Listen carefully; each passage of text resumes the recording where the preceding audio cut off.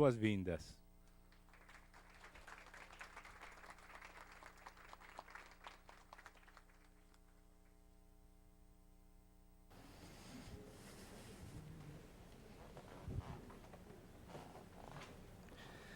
Boa noite. Boa noite. Agradeço o convite do programa, do Café Filosófico, e um programa que eu também sou espectador, então para mim é muito bom estar aqui. E agradeço também o convite do Arthur para fazer esse último, fechar a série de drogas com uma substância que é a substância que eu pesquiso, tenho a maior parte da minha pesquisa, dos meus trabalhos, e que eu acho a substância talvez a mais importante, das drogas.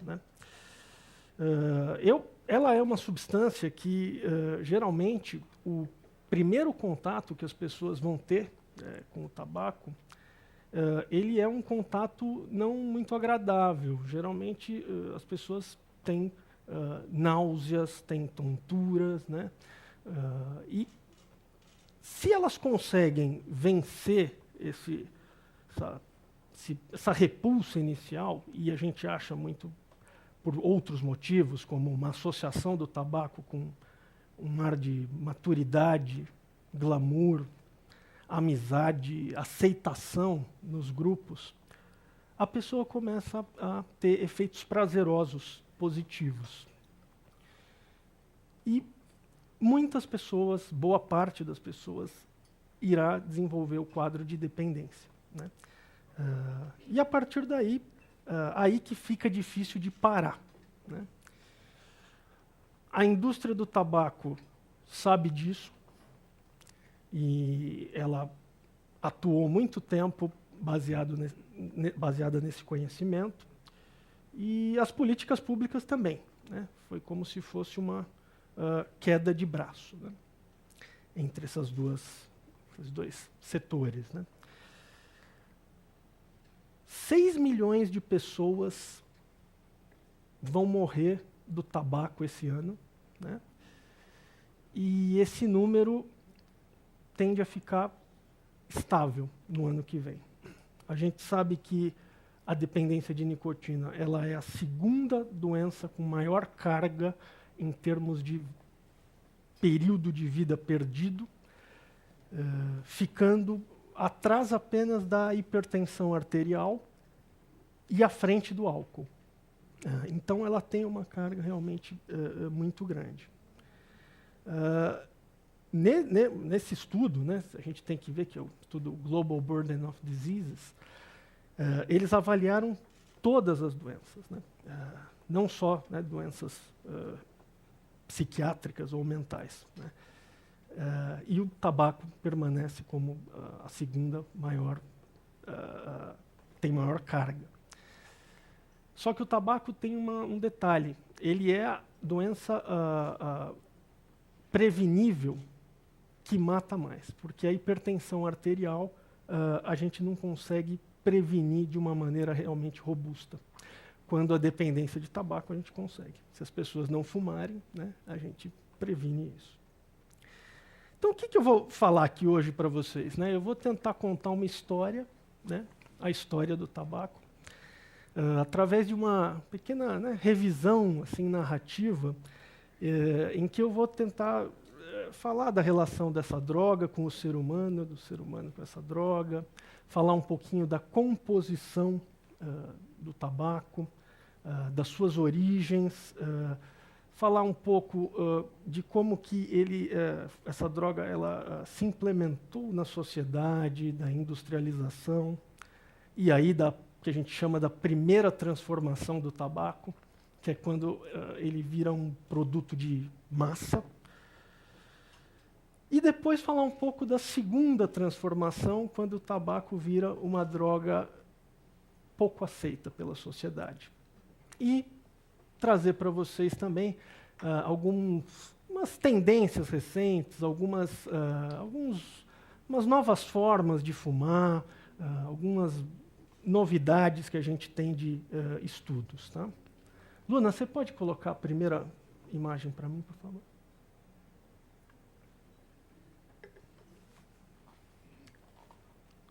Então, o que é o cigarro? Né? O cigarro, na verdade, ele vem do tabaco. Né? O tabaco ele é formado das folhas secas de uma planta, né? Uma planta que vem do gênero Nicotiana. Né? Esse gênero tem várias espécies, mas com certeza as espécies que mais interessam para a gente é a Nicotiana tabacum e a Nicotiana rústica. A Nicotiana rústica produz nicotina e solanesol, que solanesol é um precursor de produtos químicos que a gente usa atualmente. Ela produz também a nicotina, que a gente utiliza para fazer inseticidas. Né? Mas o que nos importa mesmo é a Nicotiana tabacum, que é a planta que vocês estão vendo e que produz o tabaco que a gente vai usar nos cigarros. É interessante a gente falar que essa forma de planta ela não é uma forma natural de planta, ela é uma forma híbrida que foi cultivada já pelo ser humano, pelos índios. Né? Eles juntaram algumas espécies, né, para formar a Nicotiana tabacum. Então, enfim, depois eu vou comentar um pouquinho mais no papel dos índios, aí, que é super importante. A gente sabe que no tabaco a gente tem aproximadamente, juntando tabaco e fumaça do tabaco, 9.000 componentes, aproximadamente. 5.000 mais ou menos no tabaco, 5.700 na sua fumaça. E desses componentes, né, a gente teve uma grande corrida científica que começou na década de 80 para se descobrir, né, os cientistas, os químicos, né, foram começando a descobrir os componentes, um atrás do outro, e havia um grande frisson nisso. Né, e falar, puxa, será que tem alguma outra coisa, né, no tabaco, além do seu principal componente, né, que seja importante? E a resposta é não.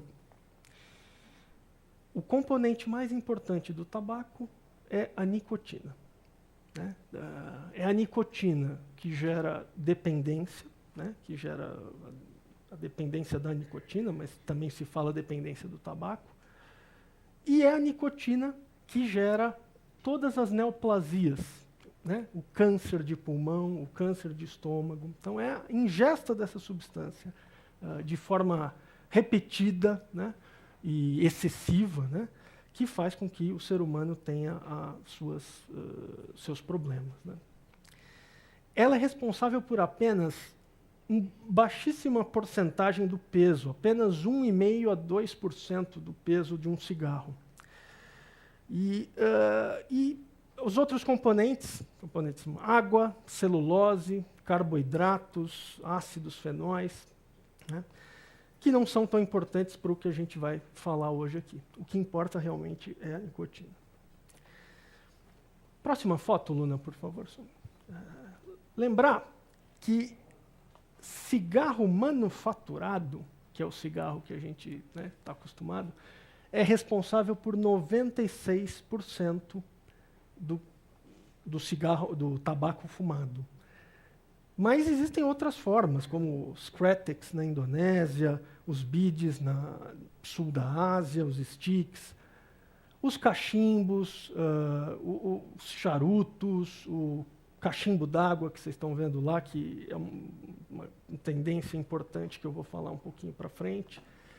Então, o cigarro não é a única maneira de se fumar. Existem muitas outras, mas o cigarro ainda é, atualmente, responsável por mais de 90%. Enfim, da quantidade fumada no mundo. Sabendo isso, vamos falar um pouquinho como que o cigarro age. Né?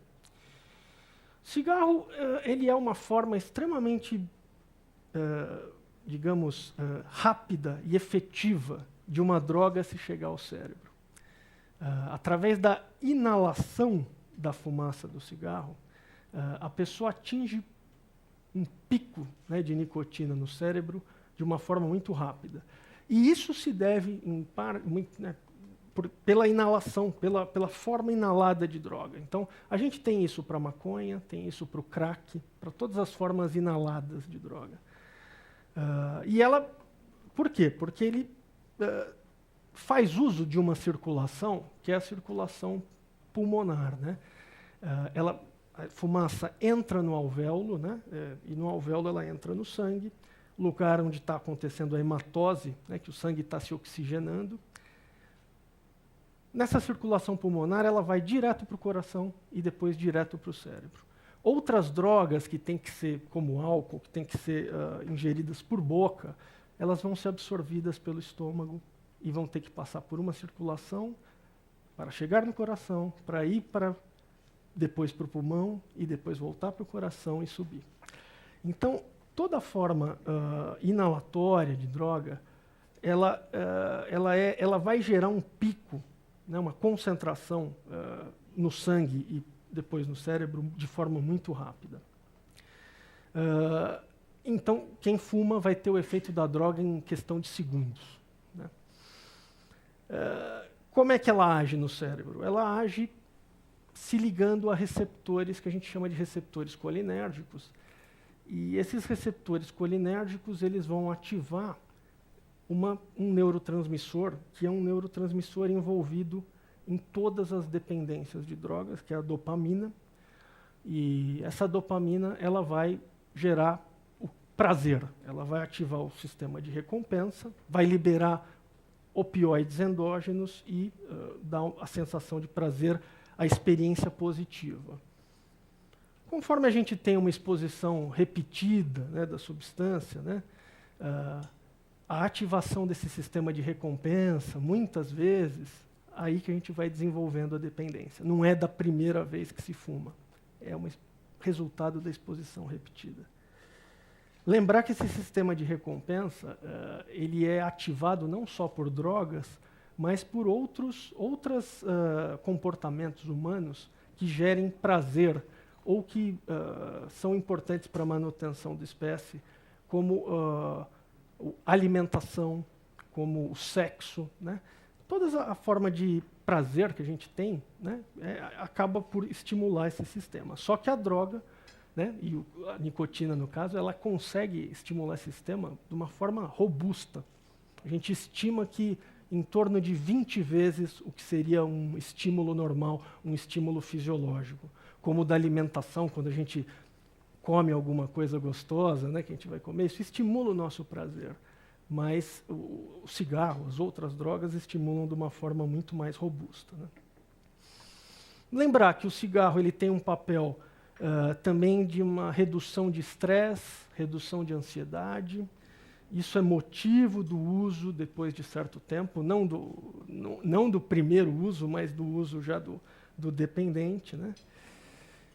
E essa ligação nesse receptor, né, de forma repetida, de forma crônica, gera, quando você retira essa substância, um quadro que é o quadro da abstinência. Então, a pessoa, quando fuma cronicamente, quando ela reduz a quantidade de cigarros, ou para, né, de uma vez, ela vai experimentar sintomas, e esses sintomas são extremamente desprazerosos. Eu não sei se vocês, talvez a gente tenha aqui na plateia muitos ex-fumantes aqui, eu acredito que sim, como é o meu caso, e enfrentar esses sintomas de irritabilidade, sintomas depressivos, ansiedade, inquietação, é muito difícil. E é o que faz parar de fumar ficar tão difícil, né? Geralmente esses sintomas eles duram até 10 semanas, que é um tempo razoável, né?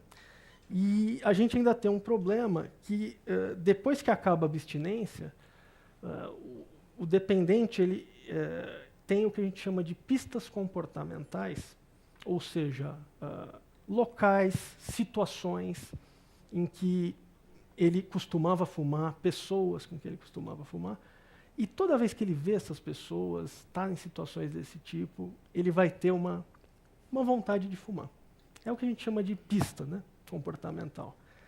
Isso pode ser até depois da abstinência e é responsável pelo que as pessoas falam eu parei de fumar há 3 meses, né, vamos supor, e de vez em quando ainda me vem uma vontade, mas é, né, numa situação assim, às vezes. E o que é isso? Alguma pista comportamental ela foi ativada, porque não é mais a abstinência, né? Então, concluindo um pouquinho essa parte mais de entendimento do hábito da dependência, a gente tem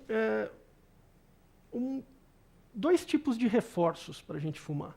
Um são os reforços positivos, que a dopamina, como eu falei para vocês, induzindo prazer, e outros, os reforços negativos, ou seja, quando a pessoa não fuma por um tempo, ela começa a ter sintomas de abstinência, e aí, para aplacar esses sintomas de abstinência, qual a forma mais fácil? Fumar. Bom, agora, Luna, se você puder passar o filminho, eu vou começar a falar um pouco agora, contar um pouco mais de história para vocês dessa substância.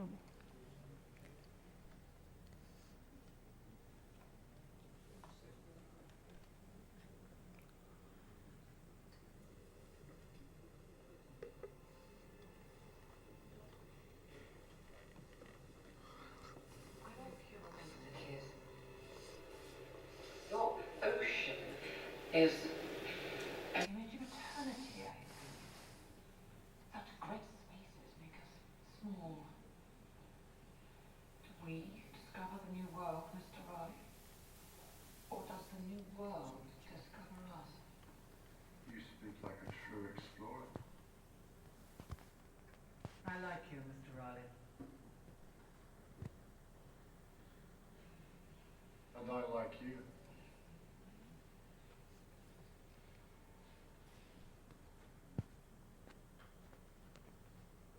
You know, of course, that when I like a man, I reward him. I have heard that. What have you to say about it? Reward my mission, Majesty, not me. It's the mission, not the man. Then you leave me free to like you in return.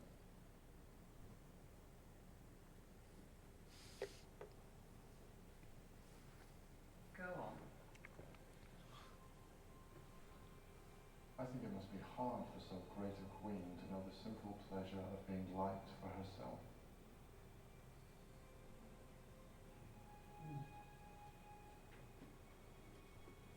Now you grow dull.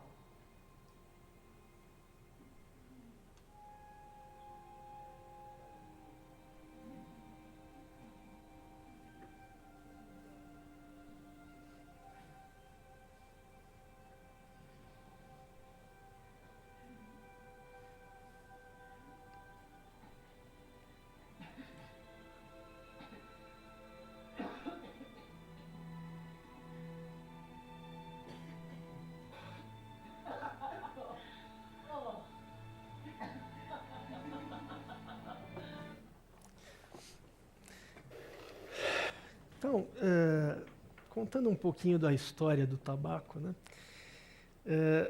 O homem branco europeu ele influenciou muito o índio, né, o povo indígena, mas no caso do tabaco o que a gente viu foi exatamente o contrário, né? O tabaco ele já era consumido pelos indígenas em torno de 10 mil anos atrás, a gente tem indícios, geralmente para rituais religiosos, sacrifícios. Então, na América do Norte, a gente tinha o que a gente chama do cachimbo da paz atualmente, né? E na América do Sul e Central, eu tinha uma forma de fumar que era muito parecida com a de hoje, enrolando as folhas secas, né, do tabaco, né? E quando os europeus chegaram, né, Cristóvão Colombo, os navegadores, os indígenas, eles muitos presentes deram, né, para os europeus, e um deles foi o tabaco, né? E eles, o que eles advogavam? Eles falavam, olha, essa planta é uma planta fumável, só que a finalidade é uma finalidade religiosa, é uma finalidade né, que a gente usa em alguns sacrifícios. E o europeu, ele nunca incorporou isso. Ele foi incorporando o tabaco, mas nunca com esse significado religioso, até porque ele já tinha sua religião, o que era muito forte né, tinha uma interface muito grande com as navegações na Espanha e em Portugal. E essas plantas são trazidas pelo Cristóvão Colombo, inicialmente, como plantas, são usadas pela aristocracia como plantas decorativas. Né? Eles colocavam, né, as pessoas olhavam essas plantas como um objeto exótico, né, dos indígenas, e muitos outros que a aristocracia usava dessa maneira, sem usar a sua real utilidade. Ao longo do tempo, a gente observa o começo do plantio dessas sementes nos jardins dos palácios, principalmente Espanha e Portugal, para fins medicinais, para fins de uso para melhora de sintomas respiratórios, coisas do gênero. Aí vem o filme. Em 1573, né, o cigarro tem um passo muito importante. Ele chega na corte da rainha Elizabeth, né, Elizabeth I, e a partir daí o cigarro vai ter um boom, assim, né, o cigarro, o tabaco, né, vai ter um boom.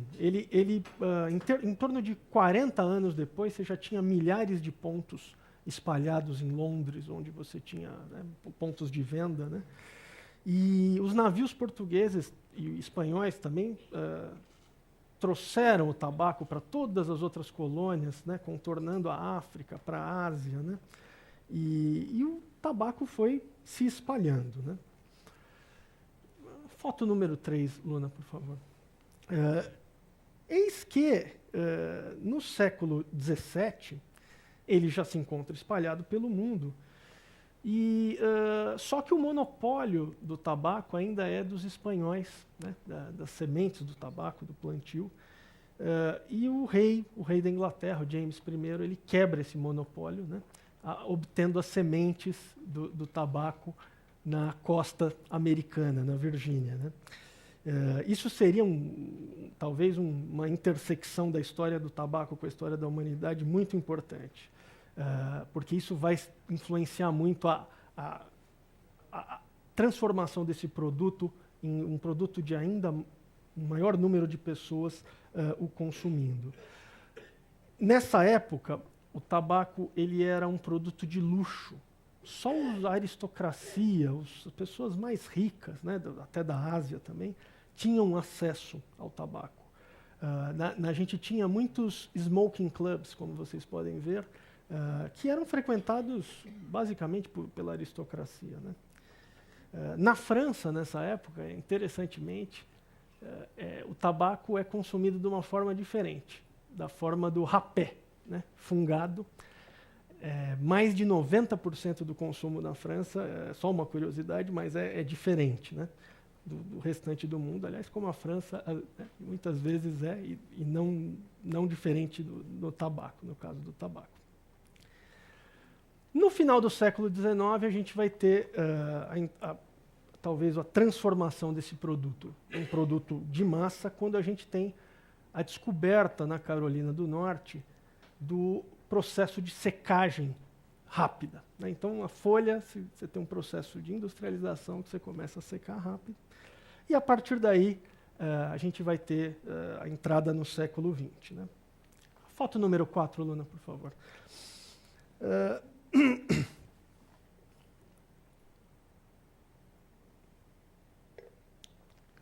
A epidemia do tabaco, meus amigos, ela não aconteceu à toa.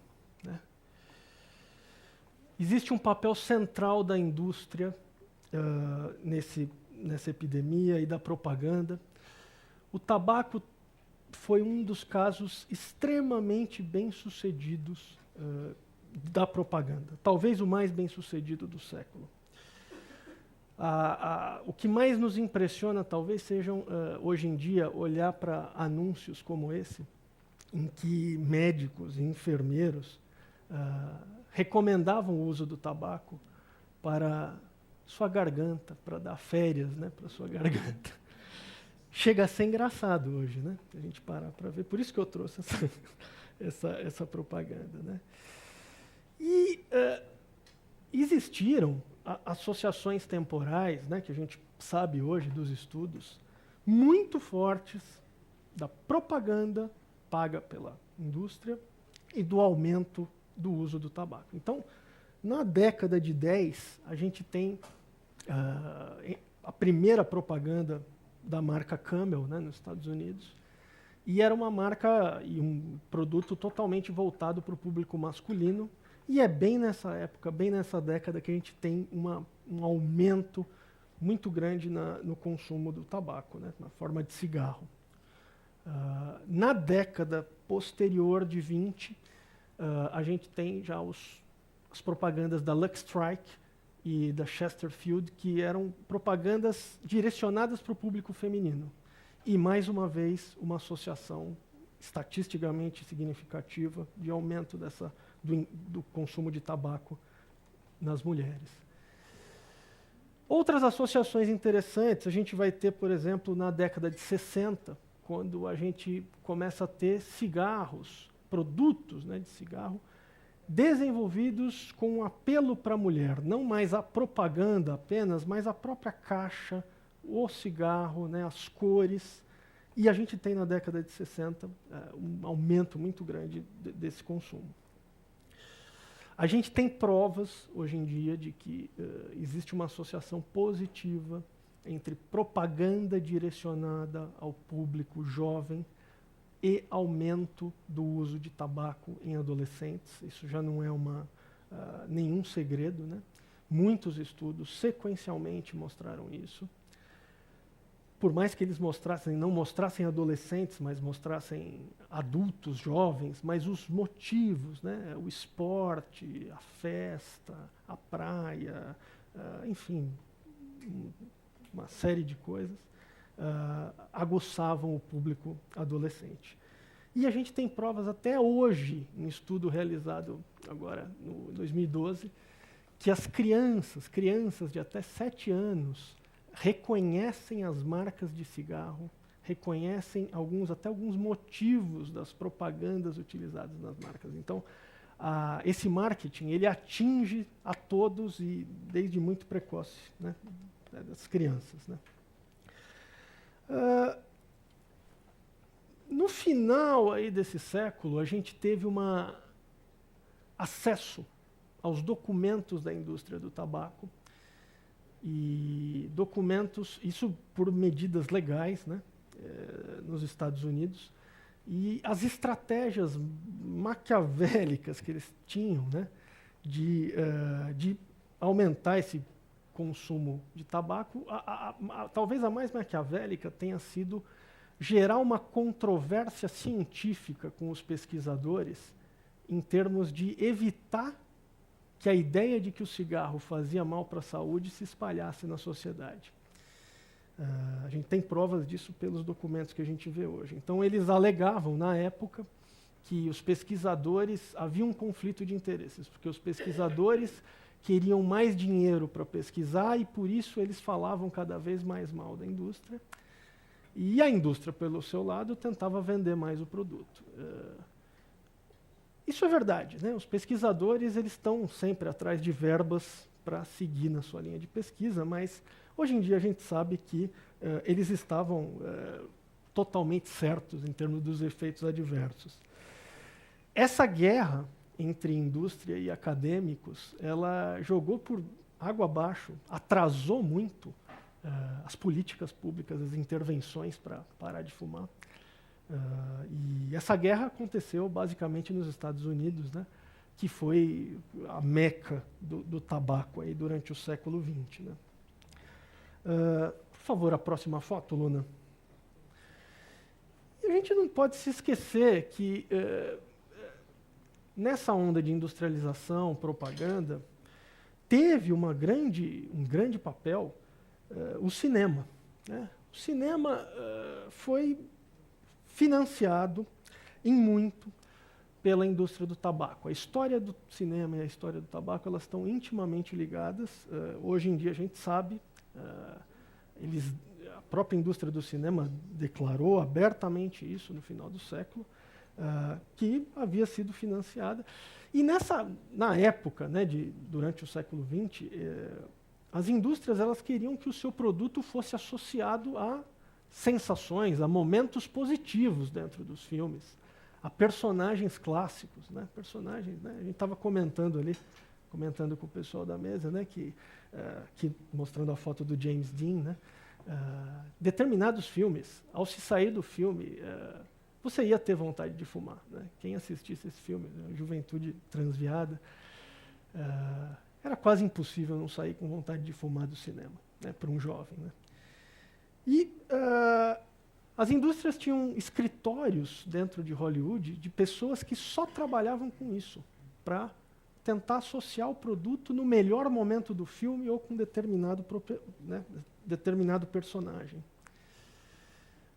Houve também uma íntima associação com a questão dos atores fora dos filmes, né? A indústria pagava fotógrafos e até a própria mídia impressa para publicar fotos de atores famosos fumando determinada marca. E isso, a gente sabe da influência forte que isso pode ter na escolha de marca e na propensão para a pessoa chegar a fumar. Isso foi andando até mais ou menos, foi em 1998, quando a gente tem um acordo dos procuradores de justiça dos Estados Unidos com a indústria do cinema, e existe uma proibição do anúncio de marcas dentro de filmes. Isso é bem recente, né? Isso aí é menos de 20 anos. Mas até lá, essa prática foi muito realizada. Bom, falo para vocês agora, vamos falar um pouco como é que está o tabaco atualmente, né?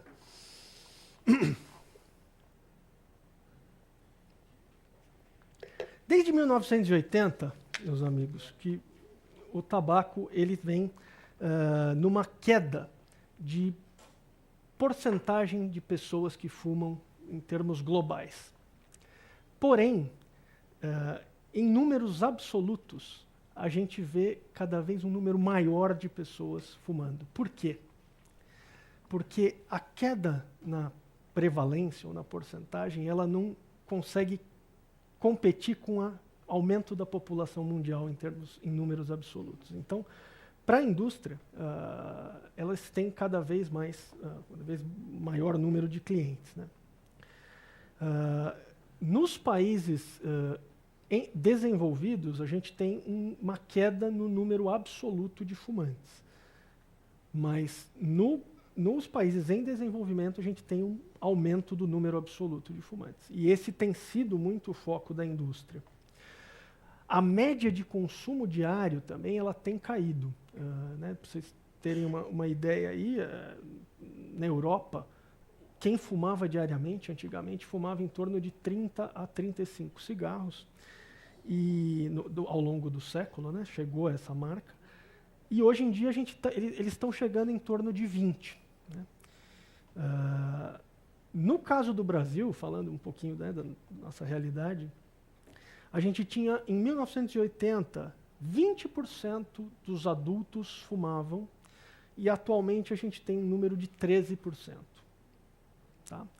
Para homens, era de 25%, uma em cada 4 pessoas, em 1980, e atualmente 16%. Para mulheres, em 1980, 15%, e atualmente 11%. Porém, as mulheres nos preocupam um pouco, porque o número absoluto tem crescido também, principalmente nesses últimos 6 anos, de 2006 a 2012. Então, é um grupo que nos preocupa no Brasil. A média de cigarros fumados no Brasil já chegou a ser, para quem fumava, para o fumante diário, de 39 cigarros por dia, e hoje em dia a gente tem em torno de 22. Né? É uma queda importante. Né? Por favor, a foto número 6, Luna. A gente tem alguns bons exemplos no mundo de países extremamente bem-sucedidos nas suas campanhas para combater o tabagismo. E esse é o caso do Canadá, do México, da Austrália, da Islândia. Eles conseguiram, de 1980 até 2012, baixar em 50% o tabagismo na população deles, tanto para homens como para mulheres. Porém, em outros países, a gente tem a situação inversa, um aumento de mais de 50%, desde 80 até 2012, que é o caso da Arábia Saudita, né? Alguns outros países que onde a gente tem observado um crescimento do uso de tabaco em homens são países em desenvolvimento, como Cazaquistão, Costa do Marfim, Mauritânia e, na Europa, a Sérvia e a Croácia. No caso das mulheres, a gente observa, por exemplo, um aumento em Emirados Árabes, Tunísia, Lituânia, Costa Rica, mas também em alguns países desenvolvidos, como Portugal, França e Áustria, né? Então, o aumento ainda tem acontecido em países que já desenvolvidos e até com algumas políticas já implementadas, né? Em números absolutos, olhando a coisa de um outro prisma, assim, mais da metade do consumo de tabaco ele está localizado no Pacífico Leste, né? E 2 nações são responsáveis por esse consumo, né? Em grande parte. Eu imagino que vocês devem imaginar. A primeira é a China, né? Que a China tem mais, né? Tudo tem mais na China, né? Mas eles têm uma prevalência, uma porcentagem de fumantes, homens atualmente, de 45%. E o outro país, vocês devem imaginar também, que é o país que, talvez o país que seja mais preocupante, e eu tenho contato com um pesquisador que é desse país, a gente conversa muito, que é a Rússia, né? A Rússia tem 51% de homens adultos fumando hoje em dia. No oposto, o continente que tem menor número de cigarros fumados é a África. A África ainda tem é responsável só por 3% do cigarro fumado no mundo. Isso é desproporcional para a população que eles têm, né, em termos. É ainda um continente onde o tabaco ainda não está tão implementado. Apesar de vocês lembrarem que eu falei de alguns países onde a gente tem um aumento importante. A África é um foco da indústria tabagista, que a gente sabe. O foco deles tem se voltado para países em desenvolvimento e, em especial, a África. Falando um pouco da foto, né, nos preocupa muito, né, a questão do cigarro em crianças e em adolescentes de 13 até 15 anos. Alguns países do sudeste da Ásia, Europa Oriental, África, Pacífico Leste, tem mais de 30% dos garotos homens entre 13 e 15 anos que fumam diariamente. E numa pesquisa mundial que foi feita, focando o hábito do tabaco em adolescentes e jovens, em 34 dos 100 países a gente tem um aumento da prevalência de tabagismo na faixa de 13 a 15 anos. Isso é muito, mas muito preocupante mesmo. A gente sabe da importância da implementação de um pacote que a Organização Mundial de Saúde tem, que é um pacote com políticas de restrição, né, do tabagismo, restrição de propaganda, restrição de venda em determinados locais. Praticamente todos os países que implementaram esse pacote estão colhendo bons resultados hoje. Então não é uma coisa assim tão difícil de saber o que fazer. Por favor, a próxima foto, Luna. Então, toda essa onda, falando um pouquinho agora da questão da restrição, né, que a OMS incentiva, né? Toda essa onda de saber que o tabagismo faz mal, isso levou a uma implementação de políticas nos países. E a primeira coisa que foi implementada é a proibição do tabagismo em ambientes fechados. Eu até estava conversando com o Giancarlo aqui. Vocês estão vendo essa linha aqui, ó, de madeira? Essa linha de madeira, por muito tempo, aqui não sei quanto tempo, né, Jean, mas por muito tempo ela dividiu a área de fumantes da área de não fumantes, né? Hoje a gente não tem mais essa divisão.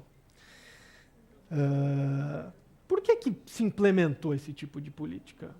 Principalmente por causa dos não fumantes. Os não fumantes eles estavam expostos ao fumo passivo, ao fumo de segunda passagem ou fumo de terceira passagem. O fumo de segunda passagem é a inalação da fumaça do cigarro, mas o fumo de terceira passagem é a inalação das partículas do cinzeiro que ficavam nos locais e que a gente inalava aquilo ali. E também gera efeitos maléficos para a saúde. Algumas pessoas não tinham opção de estar ou não estar nesses locais, né, que eram os trabalhadores, as pessoas que trabalhavam nos locais de entretenimento, como o meu amigo ali. Ele não ia ter a escolha de se ele queria, eu vou estar lá porque as pessoas fumam ou não fumam. Ele ia ter que trabalhar, ele ia ter que estar lá.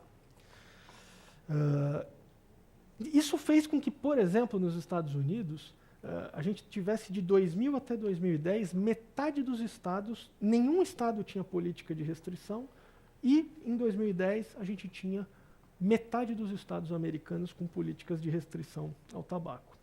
E os efeitos que a gente colheu foram principalmente efeitos em não fumantes. A gente começou a ver nesses ambientes que as pessoas realmente começaram a parar de fumar, porque a gente sabe que tem lei que pega, tem lei que não pega, né? Essa lei pegou, né? Ela pegou e pegou legal. Então a gente foi em vários países, demorou, né? Teve uma mudança de consciência, né, das pessoas. E a gente vê também, interessantemente, uma relação cada vez maior ao longo dos anos, dessa primeira década do século e agora dessa segunda, da proibição do fumar em ambientes públicos com a restrição do fumo dentro de casa. As pessoas têm cada vez fumado menos em casa. Então, isso já é para a gente mostrar que a restrição pública ela não está totalmente separada do privado, ela começa a influenciar isso. E a gente está vivendo isso, né, atualmente. A gente tem muitos fumantes que fumavam em suas casas, fumavam em qualquer lugar, e hoje em dia não fumam em casa, fumam em locais abertos. É importante falar que isso teve um efeito prático para a saúde das pessoas.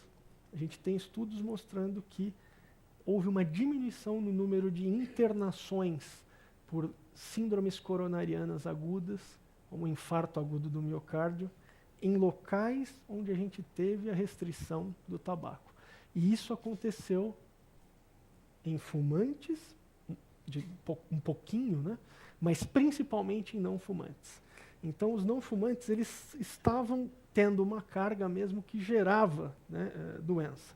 Outras doenças que a gente já nota o impacto são as doenças respiratórias e as doenças da gravidez, né, as doenças do tabaco ligadas à gravidez. E ao longo dessa década, a gente foi tendo cada vez um maior suporte da população, né? Eu acho que todo mundo aqui viveu isso, né? O começo da lei, quando a lei chegou, um certo estranhamento. E hoje em dia, para a gente, já não é totalmente normal, né, as pessoas não fumarem aqui. Né? Mas demorou. Aos poucos foi tendo maior suporte. Né?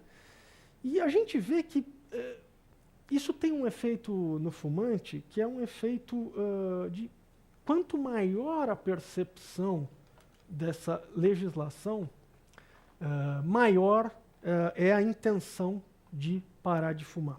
Né? Isso a gente vê em diversos locais, essa questão. Né? E essa pressão, ela começou a ficar muito forte. Né? Então, a gente teve uma mudança da sensação social que o fumante tinha do seu hábito. Né? O que era muito legal no século passado, porque ficou uma coisa indesejável. Né?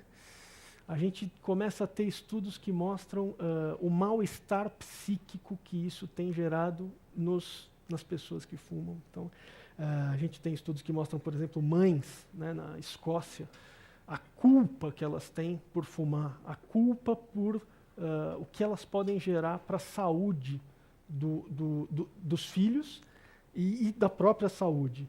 E até um sentimento muito grande de revolta por não conseguir parar. Porque, como a gente mostrou, né, eu mostrei aqui para vocês, é difícil de parar. Uma vez que a dependência está instalada, é muito difícil de parar.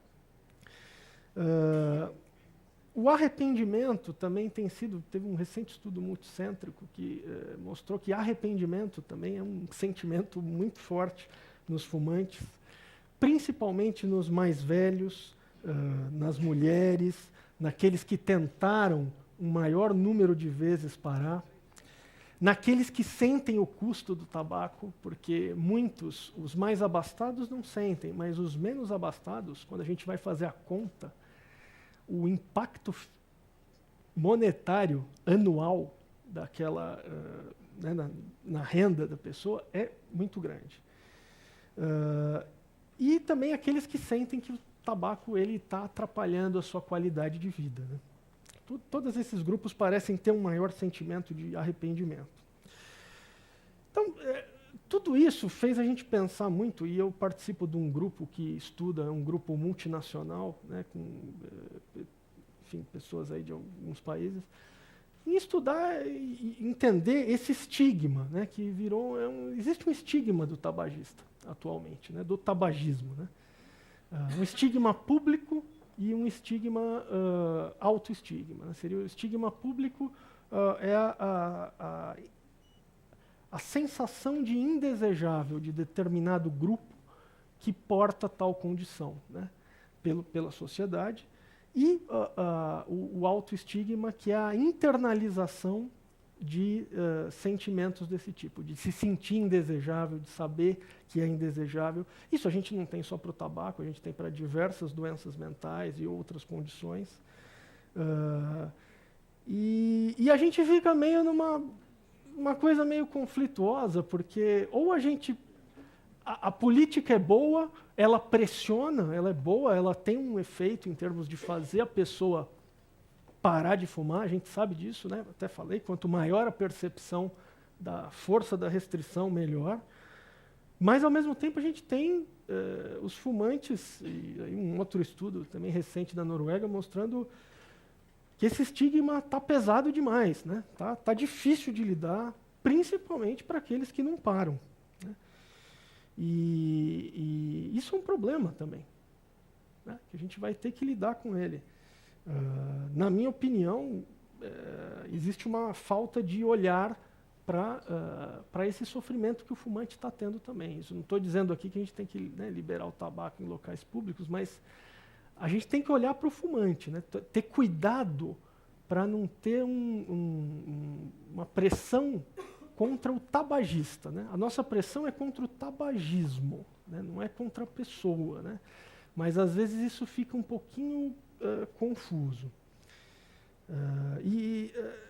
Isso faz com que muitos fumantes atualmente não se revelem, né? Eles, cada vez mais, a gente tem eles não querem falar no local onde eles trabalham, eles não querem falar para pessoas novas que eles conhecem. Ficou uma coisa meio... sei lá, parece que dá vergonha. E isso nos preocupa mais. Uma pesquisa mostrou agora recentemente que até no próprio ambiente de saúde, os fumantes se sentem como um ambiente, não é antitabagismo, é ambiente antifumante.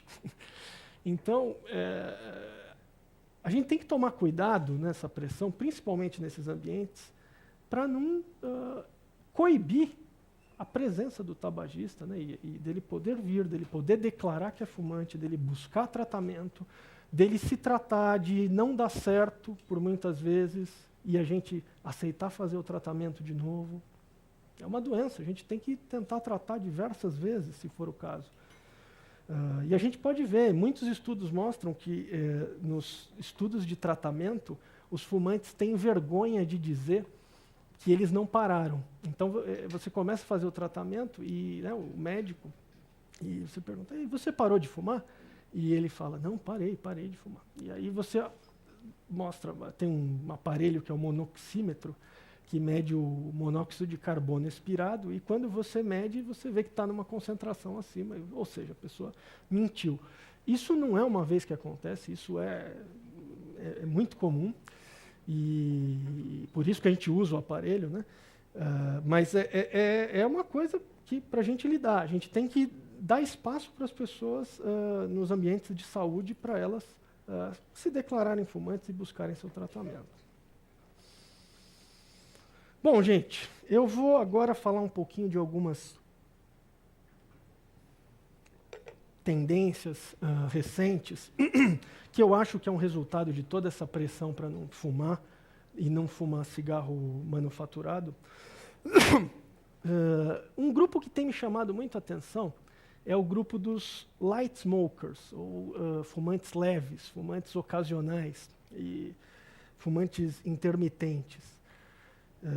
A gente nota que em países desenvolvidos a gente tem uma queda da prevalência do tabagismo diário e um aumento do tabagismo ocasional. Nesses locais, os estudos mais interessantes aí vêm das grandes capitais e existe uma crença errônea de que esse tipo de hábito não faz mal para a saúde, né? E aqui eu queria aproveitar a oportunidade para falar isso.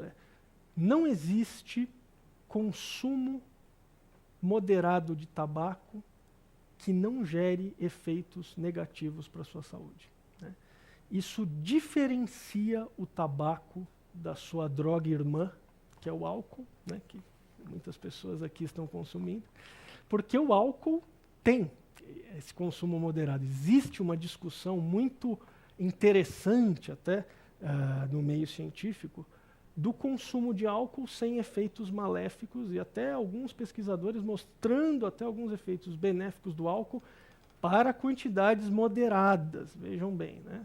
Ainda é objeto de discussão científica, mas para o tabaco isso não é verdade. E a gente sabe que algumas doenças, como as doenças cardiovasculares, elas inclusive podem ser mais prevalentes, ter uma maior associação com o tabagismo intermitente do que o tabagismo diário.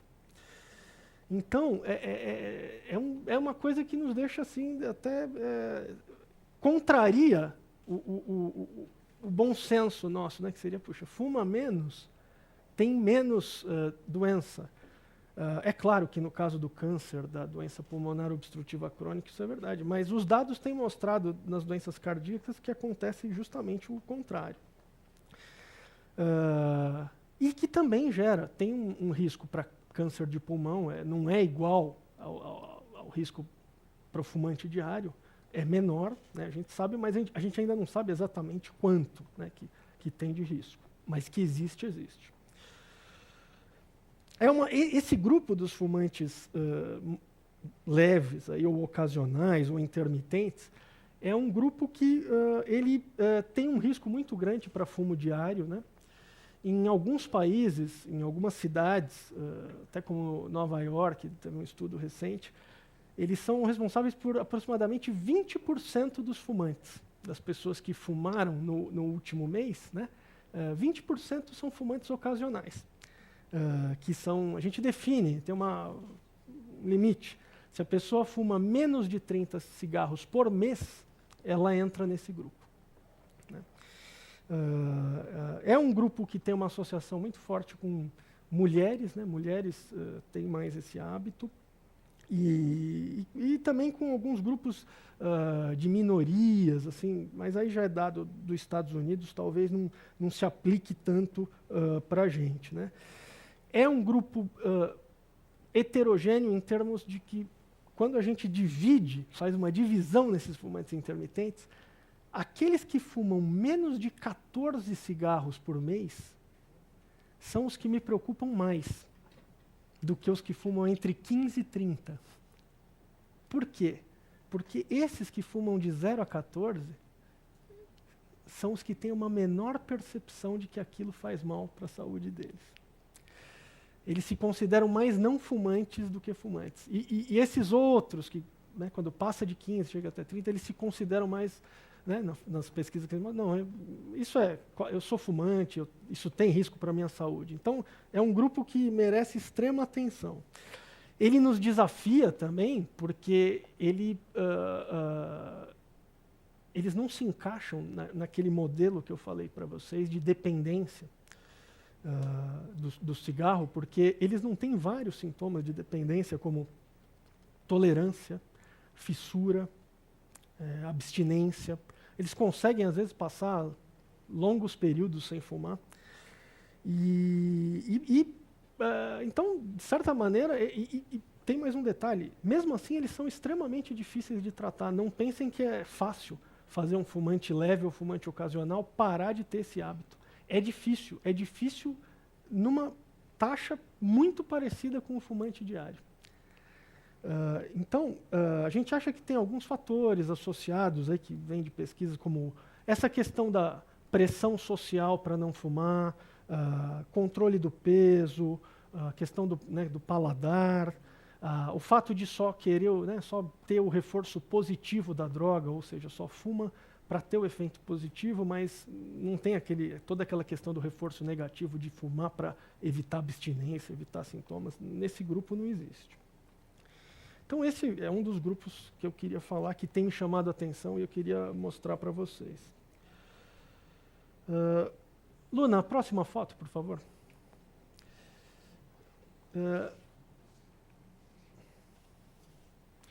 Acho que uma outra tendência assim, bem recente, que vale a pena contar para vocês e falar sobre isso, são os cigarros eletrônicos, né? Os cigarros, os e-cigarettes, né? O que é o cigarro eletrônico? O cigarro eletrônico é um sistema que você tem uma mistura, né, de um líquido, né, uma mistura líquida de propileno glicol ou glicerol com nicotina. Você tem um atomizador e você tem uma bateria, né?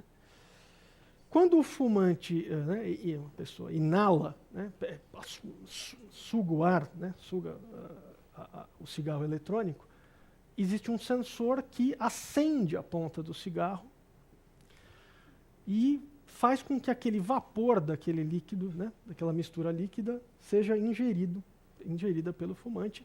Ele ingere aquela quantidade, é uma quantidade muito menor de nicotina, ele depois solta, né, para o ar, né, expira o restante da fumaça, né? É uma fumaça, vale dizer, que é uma fumaça quase sem nicotina, né? Em alguns países, como o Brasil, esse produto é proibido, né? Mas em muitos países, né, na maioria, ele é liberado, incluindo os Estados Unidos, França, muitos países da Europa. E a gente tem tido um aumento muito grande na prevalência de consumo, né, desse novo produto, tanto em homens como em mulheres, mas também em ex-fumantes, né, pessoas que tinham parado de fumar já há um longo período, pessoas que acreditam que pode ser uma maneira, enfim, muito legal de parar de fumar. E ele é um produto, veja bem, um produto que tem gerado muito lucro, né? A indústria, assim, alguns especialistas de financeiros têm mostrado esse lucro aí, em termos de números, né? E eles acreditam que em 2017 o lucro com o cigarro eletrônico será maior do que o lucro com o cigarro manufaturado. Por quê? Porque está crescendo muito. Nos Estados Unidos a prevalência está crescendo muito. Tanto que as indústrias do tabaco, elas já estão comprando muitas indústrias, né, muitas empresas que fazem o cigarro eletrônico, e a expectativa é que em torno de 3 anos eles estejam controlando 75% desse mercado, as 3 grandes indústrias do tabaco. Então é a mesma indústria que está migrando do cigarro manufaturado para o cigarro eletrônico. E a gente tem, por favor, próxima foto, Luna. A gente tem uma briga ferrenha entre defensores do cigarro eletrônico e os acusadores, né, do cigarro eletrônico. O que os defensores falam? Os defensores falam que é uma forma, é uma redução de danos. A pessoa inala muito, e é verdade isso, a pessoa inala muito, uma quantidade muito menor de nicotina, quase desprezível, mas inala essa quantidade.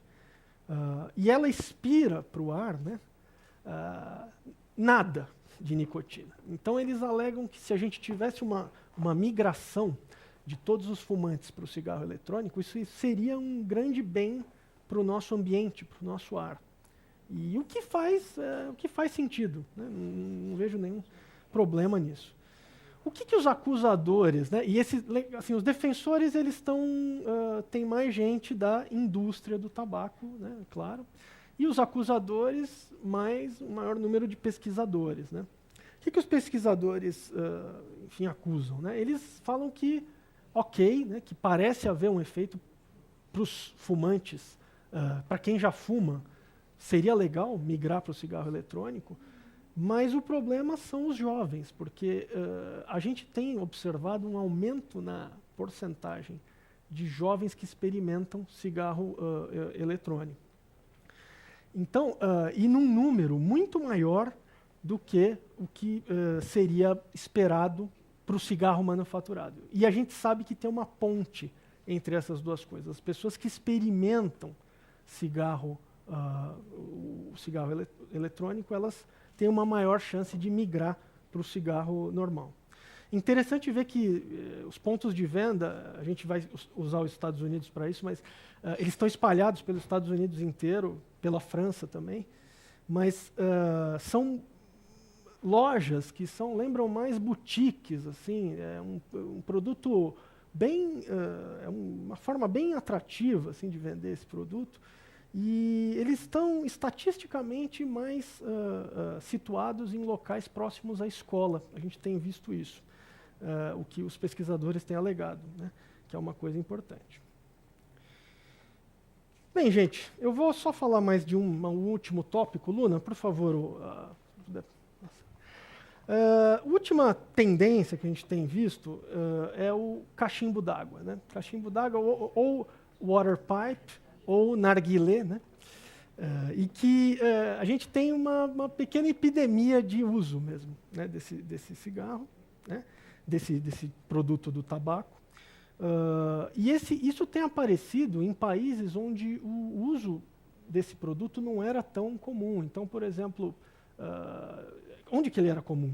No norte da África, Oriente Médio, alguns países do Mediterrâneo. E hoje em dia a gente vê em países, Estados Unidos, Canadá, Austrália, um aumento muito grande do uso, né? E o que ele é? Ele é um sistema que tem água naquele recipiente de vidro, tem duas pedrinhas de carvão, né, em cima de se fosse uma folha de alumínio, e embaixo fica o tabaco.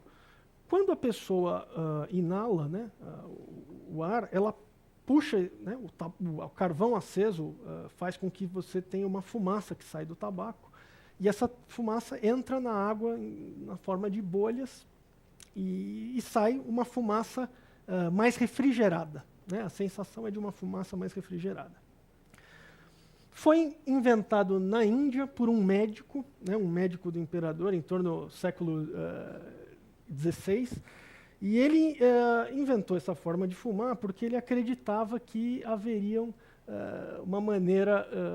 seria uma maneira menos deletéria para o organismo. Naquela época, acho interessante que ele já estivesse pensando nisso, que eu acho extremamente avançado, mas infelizmente o cachimbo d'água, ele, em termos de doença, ele pode gerar até um número maior, de novo, de síndromes coronarianas agudas, e nos preocupa, além das síndromes coronarianas, você tem um efeito que é um efeito de você compartilha o bocal, né? Então você fuma, né?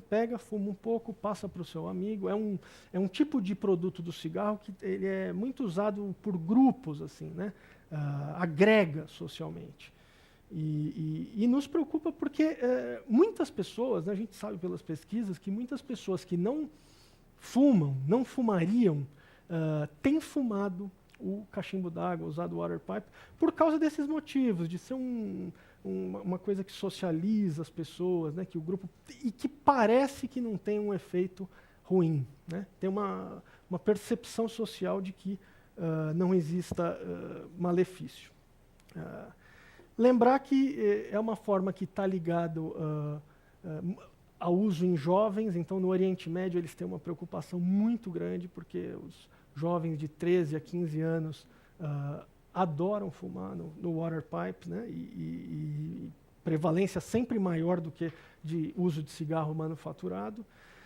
E a associação com o uso de outras drogas, entre elas a própria maconha, que também pode ser consumida no water pipe e pode ser mesclada com tabaco, enfim.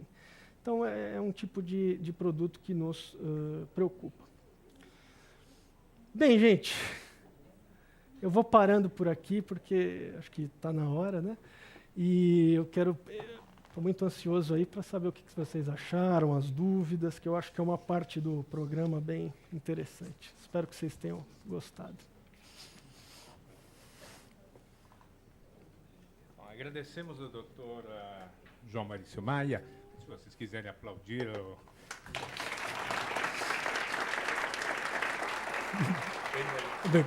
Obrigado. Eu acho que é merecido, né?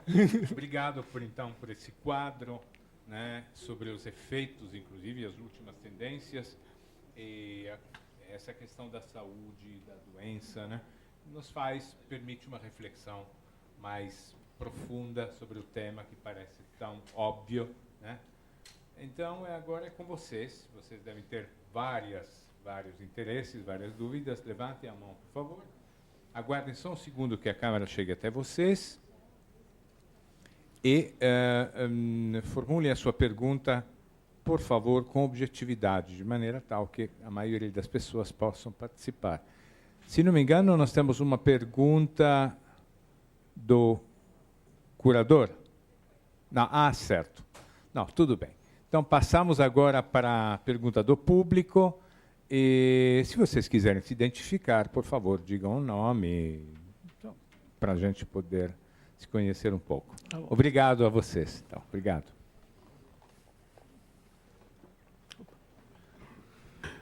Boa noite. Meu nome é Herculano. Você fala muito de política pública, eu sou um pouco anarquista, viu? Eu não gosto de acreditar que o Estado é gestor de nada, não. Pelo contrário. Assim, a indústria do fumo também, ela uma grande... Estou bem próximo, agora melhorou? Pois é. Como eu disse, eu não acredito muito que o governo que o poder aí seja um gestor de bem-estar. E parece que a indústria do cigarro, por ser rica, não só as propagandas, mas ela também tinha um lobby muito poderoso junto dos meios de poder que impediam qualquer coisa também. Né? Uma coleta de imposto fantástica também. Enfim, né? Parece que eu gosto de citar muito o cigarro como um manifesto popular intenso, que parece que com todos essa questão de que faz mal à saúde, que tem um impacto nas contas públicas, parece que surgiu depois. Mas o primeiro momento não era isso não, parece que o que interessava era a grande receita. Né? E eu gosto de citar esse exemplo do cigarro, me parece um manifesto popular intenso, que parece que ser da iniciativa popular desse negócio. Que depois é que o Estado, oportunisticamente, abraçou essa causa e veio com a história. Né? Há quem diga até que esses negócios no cigarro, o Ministério Público avisa, não sei o que, é até ruim, porque as pessoas costumam dizer, mas esse cara não presta, até um motivo de rebeldia. Vou fumar, só. Então, parece que não foi assim que se abordou. Talvez eu queria apresentar essa opinião, saber a sua sobre essa postura. Herculano? Herculano. Herculano, é uma opinião, ela é um pouco divergente do que eu falei realmente aqui, você tem toda a razão. Mas ela não eu não discordo da tua opinião, eu acho que tem esse aspecto também. Por muito tempo, tem um aspecto que eu não abordei aqui, mas por muito tempo o Estado recebeu muito dinheiro da indústria do tabaco. Né? O problema dessa conta é que eles não estavam fazendo a conta do que acontecia lá no fim. O impacto no gasto com saúde do tabagista, com todos os desfechos do tratamento, ele é, sem dúvida nenhuma, maior do que esse ganho, né? E essa conta, ela não foi feita aqui, mas ela foi feita em alguns países. E vou de novo citar os Estados Unidos, desculpem, né, mas toda hora, mas é que é lá que aconteceu a grande briga do tabaco, né? E essa conta, ela com certeza está muito maior em termos de gasto público. Existiu um grande movimento popular, até mais do que o Estado, de fazer com que a indústria pagasse essa conta, né, se você gerou. E a indústria advogou por muito tempo que ela também não sabia que fazia mal, então ela não teria que pagar essa conta. A gente sabe que não é bem assim a história. Mas eu observo a coisa, eu acho que o Estado observa a coisa de uma forma um pouquinho diferente do que você vê, pelo que eu tenho visto nas pesquisas. Tá? Assim, pode ser uma visão enviesada, mas os locais nos quais os governos implementaram essas políticas, eles estão colhendo bons resultados, em termos até de uma mudança na maneira como as pessoas veem o tabagismo. Então, em muitos locais, eu vejo uma mudança vinda da questão da política pública e da minha experiência própria, que eu vivi, né, que eu vivo no Brasil, vivo em São Paulo. Eu acredito que essas restrições que a gente tem, tipo essa aqui, fazem a gente pensar muito, né, nisso, né? Mas eu acredito que não é só política pública, não é só o Estado, né, que faz isso. Em muitos locais o que a gente vê é movimento popular, né? Então acho que tem um pouquinho de... enfim, né, tá certo, a tua opinião ela não está errada, mas eu acredito em política pública. Eu acredito que as nações que estão implementando o pacote da OMS, elas estão colhendo os resultados. O Brasil é um desses locais. Ela começou. Uhum. Tá.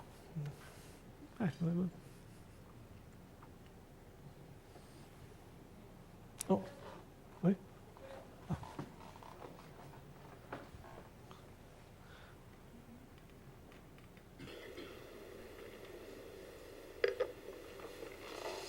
Boa noite, presentes, internautas, e boa noite especial a você, João.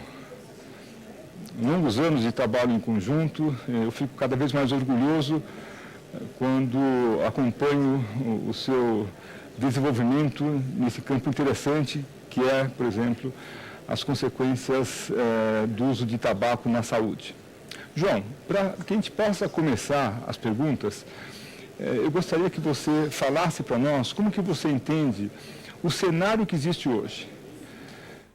As pessoas de meia idade, as pessoas mais velhas, têm deixado de fumar.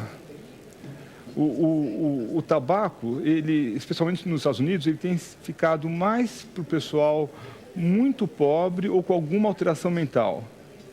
Mas no Brasil, de forma realmente preocupante, nós vemos cada vez mais jovens em idades mais cedo fumando de forma absolutamente compulsiva, de forma assustadora.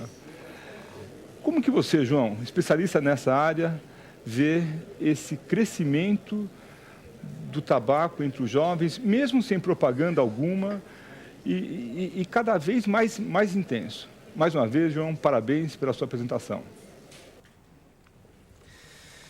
Bom, para começar, né, eu acho que o Brasil, não sei se eu concordo com tudo que o Arthur falou aí, porque o Brasil tem sido um exemplo muito bem sucedido de diminuição da prevalência do tabagismo, né? O que a gente tem visto no Brasil assim, é reconhecido até fora, né, porque em outros países da América Latina a gente não vê isso, né? Talvez os 2 países que tenham tido resultados mais interessantes são o Brasil e o México até mais. A gente vê talvez o dado que mais me alarme atualmente, o grupo que mais me preocupe, são o grupo das mulheres. Nas mulheres a gente vê um aumento do número absoluto, né, das mulheres fumando, mas de uma forma global uma diminuição aí para em torno de, que eu até peguei o dado, né, em torno de 13% de adultos que fumam no Brasil. Então eu acho que é claro que o ideal é diminuir ainda mais esse número, mas vir de 20% para 13% e desde 1980, isso tudo não foi à toa. A gente também teve uma diminuição muito grande na média de cigarros consumidos. Em termos dos jovens, os jovens no Brasil eles continuam fumando, né? Eles continuam, digamos que a gente tem uma prevalência, uma porcentagem estável nesse grupo, né? Não tem crescido, né? Talvez o que o Arthur tenha falado não esteja tão correto no meu ponto de vista. Ele não tem crescido, mas ele tem se mantido estável, apesar das políticas públicas, das ações, né? Mas ele se mantém estável. Por que ele se mantém estável mesmo com essa restrição, né? Sem propaganda? Lembrar que o cigarro no Brasil, a gente não tem propaganda de cigarro em lugar nenhum. É uma situação completamente diferente do álcool. E eu discuto isso com o Arthur bastante. Puxa, mesmo assim, os jovens ainda continuam fumando, né? E eu acho que, em grande parte, é pelo o que o cigarro traz, o que o cigarro carrega. O cigarro ele traz uma associação com essa maturidade, com um certo glamour, uma certa rebeldia, uma percepção assim que talvez exista com toda a droga, mas com o tabaco ainda mais, né, que a gente vê os adolescentes falando: eu sei que faz mal o cigarro, mas eu só vou fumar um pouquinho, daqui a pouco eu paro, eu consigo, né? E não consegue, né? Lá na frente a gente sabe que muitos desses não vão conseguir. Então eu acho que é isso que no Brasil, em termos de Brasil. Em termos dos Estados Unidos, que ele falou, realmente a gente vê uma diminuição da prevalência, apesar de que a porcentagem de fumantes nos Estados Unidos é maior do que no Brasil. Tá? Ela está em torno de 20% atualmente. Ela vem descendo muito, mas ela está em torno de 20%. E nos Estados Unidos o que a gente vê é o que eu contei para vocês. A gente vê um crescimento de outros hábitos, né? Esses hábitos fumantes leves, fumantes intermitentes, ocasionais, cigarros eletrônicos. E eu acho que o novo panorama do cigarro, que ele até me perguntou, o novo panorama do cigarro vai ser produtos diferentes relacionados ao tabagismo. Então, eu acho que esse é o grande desafio daqui para frente. Entender o cigarro eletrônico, entender o efeito dele, qual o risco, entender outros produtos como cachimbo d'água, né, e entender esses grupos, fumantes ocasionais. Eu acho que a gente vai ter cada vez mais esse tipo de comportamento.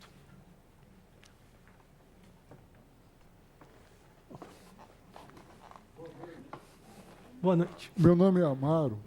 Posso dar 2 testemunhos pessoais sobre o cigarro? O primeiro, que quando eu li sobre todos os males que o cigarro provoca, eu, fumante há 42 anos, fiquei tão impressionado, mas tão impressionado, que parei de ler. O segundo é que um pneumologista me avisou que o cigarro mata aos poucos. Eu respondia para ele: e daí, eu não estou com pressa de morrer? Agora, eu posso fazer um comentário sobre a conjuntura atual, que nada tem a ver com o tema de hoje? Estamos a 36 horas da abertura das eleições e eu até agora não estou indeciso em qual candidato votar para presidente. Mas eu já tomei uma decisão. Eu só voto na Marina se ela soltar aquele cabelo dela. porque eu desconfio de todo político que tem o rabo preso.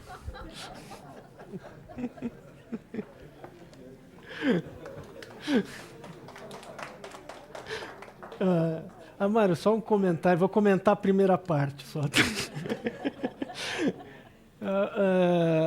Eu não sei, eu falei aqui que eu acho que a gente tem que tomar cuidado. Esse é um ponto que eu queria fazer vocês pensarem um pouco, incomodar um pouquinho vocês, que eu acho que esse relato do Amaro mostra como a gente, às vezes, a gente está fazendo uma pressão assim tão grande, que a gente está deixando o fumante meio sem pai nem mãe, assim, né? Estamos deixando eles numa situação muito difícil, né? Para aqueles que não têm logo esse efeito de querer parar de fumar e conseguir parar de fumar. Então, todos esses sentimentos, para mim, e eu falei aqui e reitero, são um problema.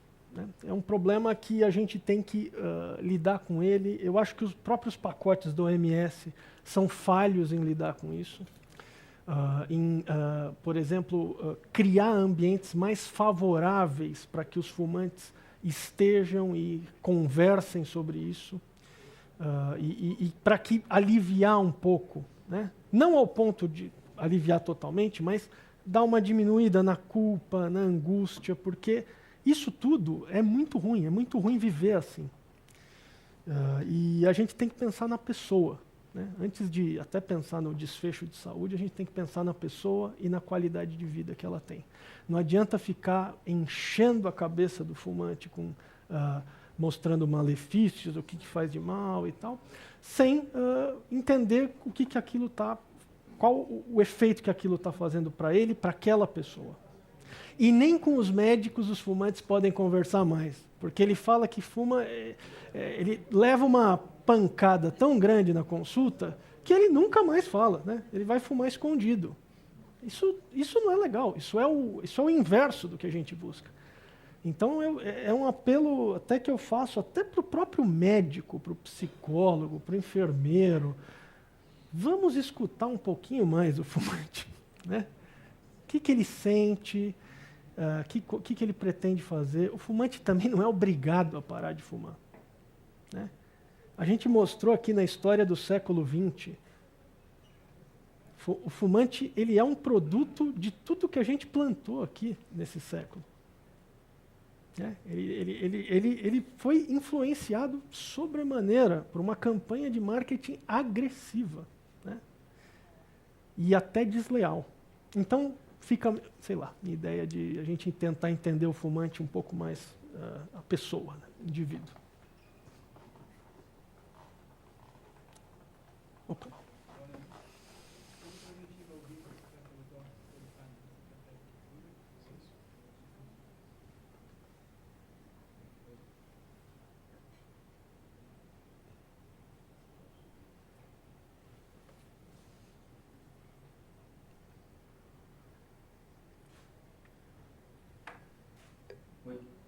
Estamos transmitindo ao vivo o Café Filosófico pelo site da CPFL Cultura, onde internautas podem assistir online e enviar questões via chat. O Alan Ribeiro comenta que, apesar do aumento dos cigarros eletrônicos, é comum em alguns países da Europa e também entre alguns grupos no Brasil, o uso de cigarro de palha e um tipo de tabaco com menos substâncias tóxicas, em comparação com os cigarros industrializados. Existe algum estudo que prove que o uso de cigarros caseiros, esses de palha, fazem menos mal do que o cigarro industrializado? Como é que é o nome do internauta? Alan, infelizmente, né, apesar desses produtos serem extremamente naturais e livres de toxinas, né, dos aditivos, como muitos aditivos químicos que se adicionam no cigarro manufaturado, infelizmente, o uso desse tipo de produto também está associado, existem estudos e também está associado com malefícios para a saúde. Lembrar o que eu falei para vocês, que de todos os componentes do tabaco e até todos os componentes dos cigarros, né, que aí você junta aqueles 9.000 com mais outros componentes, aditivos, né, e todas essas coisas,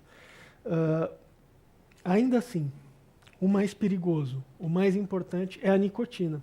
E a nicotina tem em qualquer forma de tabaco, seja fungado no rapé, seja no cigarro de palha, seja no cachimbo d'água, seja no cachimbo normal, no charuto. Em qualquer um desses produtos vocês vão ter nicotina. Então, infelizmente, o malefício é muito grande também.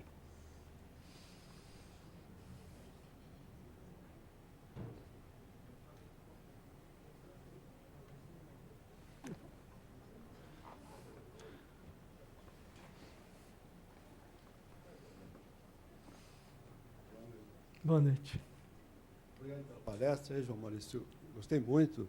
Obrigado. E, apesar que eu me senti meio que privilegiado, né, porque na condição não fumante, eu pude apreciar melhor ainda. Quando você falou de síndrome da abstinência, eu me lembrei de uma crônica do Carlos Heitor Coni, em que ele faz uma analogia entre você abandonar o cigarro e se separar da mulher amada. É muito interessante, eu recomendo aos ex-fumantes como eu lerem, porque é incrível, né? Mas a pergunta que eu tinha para fazer é sobre a questão das pistas comportamentais. Quando você falou do James Dean, eu me lembro bem, porque eu sou dessa geração, né? Então não acontece contigo, mas quando eu saí do cinema, eu não sentia vontade de fumar. Eu tinha vontade de fumar quando eu queria impressionar alguém, quando eu queria aparecer, quando eu queria me sentir mais adulto, né? Então, a minha pergunta é sobre essa questão da como é que fala? Da necessidade de afirmação, né, das pessoas, que a influência disso, que isso tem na adoção do tabagismo, né? Isso vem em conta com o que o Arthur falou ali, que os velhos estão abandonando e os jovens estão viciando mais ainda no tabagismo, né? Será que tem alguma relação com isso? Eu acho que... como é seu nome? Jair. Eu acredito que você tocou em 2 pontos bem interessantes. Assim. A gente nota muito esse discurso, né, em quem trabalha com tabagistas, com essa coisa do...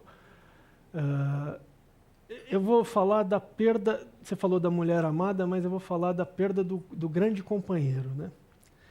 Porque o tabaco ele é uma droga muito diferente das outras, porque ele não gera nenhum dos transtornos associados com outras drogas, como álcool, maconha. Então, transtornos psicóticos, transtorno bipolar, disfunção sexual, tudo isso, ele não gera nada disso. E ele não gera também um quadro de intoxicação. A pessoa não consegue, né, não tem como se intoxicar com o cigarro. Então, o cigarro, ele meio que ele se incorpora na vida da pessoa no dia a dia, em todo dia, em todo momento.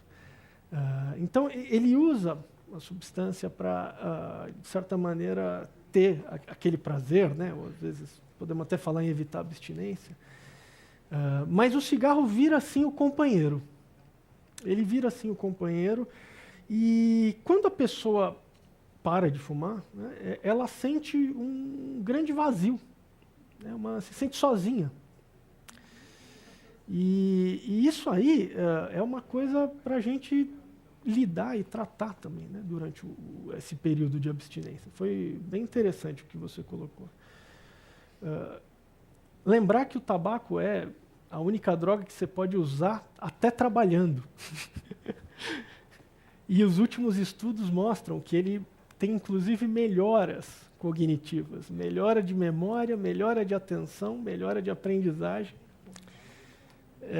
Então, é extremamente conveniente. A gente cansou de ver grandes líderes do mundo fumando, né? Grandes genialidades. Parece que casa com essa necessidade do mundo atual também de estar atento. Então, eu acho que é a perda de um companheiro, do companheiro de toda hora, né, do grande amor, né, para alguns. Lembrar que o cigarro está muito associado também as pessoas que não são casadas, né? A solidão, de certa maneira. Então, para essas pessoas, isso aí é ainda mais importante. Com relação aos jovens, né, essa questão, eu ainda bato na tecla de que achei muito interessante o que você falou das pistas comportamentais, né, que achei bárbaro. E eu acho que tem muito a ver com isso mesmo. O jovem ele vai fumar, apesar de toda essa propaganda, de toda essa pressão, né.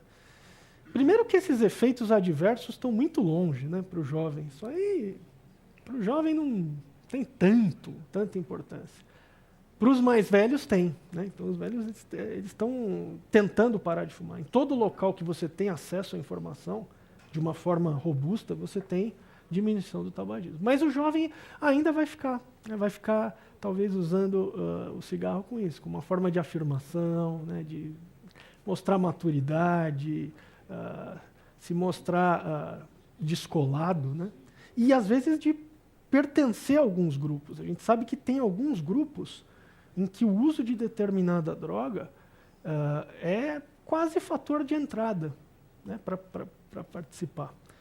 E com o tabaco é assim. A gente vê em muitos grupos, em muitas escolas, esses agrupamentos. Então, agradeço aí a tua pergunta, achei bem legal.